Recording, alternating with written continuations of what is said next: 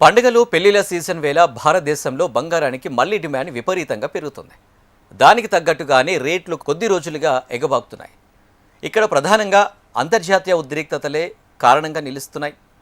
ఇప్పటివరకు పశ్చిమాసియా ఉద్రిక్తతలు ఒక కొలిక్కి రావట్లేదు. హర్ముజ్ జలసంధి నియంత్రణకు సంబంధించి విభేదాలు వస్తున్నాయి. ఇదే సమయంలో అమెరికా నౌకాదళం ఇరాన్ నౌకల దిగ్బంధనం కొనసాగుతుంది.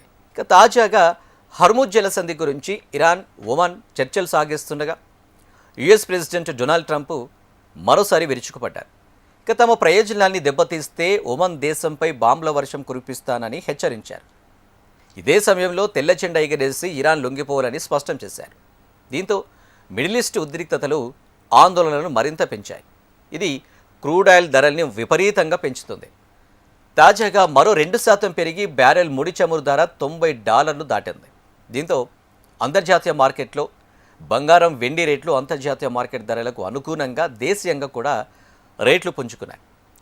హైదరాబాద్ నగరంలో ఆగస్టు 18న పసిడి ధరలు పెరిగాయి. 22 క్యారెట్లకు చెందిన బంగారం ధర తులం ఇప్పుడు 500 పెరగడంతో 1,42,700 వద్ద ఉంది. దీనికి ముందటి రోజు స్థిరంగానే ఉండగా అంతకుముందు వరుసగా 650, 750 చొప్పున పెరిగాయి.